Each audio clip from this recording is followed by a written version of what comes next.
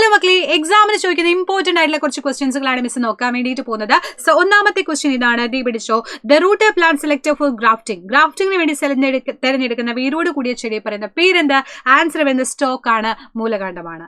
Next question, give two example for biofertilisers. ജൈവ വളങ്ങൾക്ക് 2 ഉദാഹരണം എഴുതുക.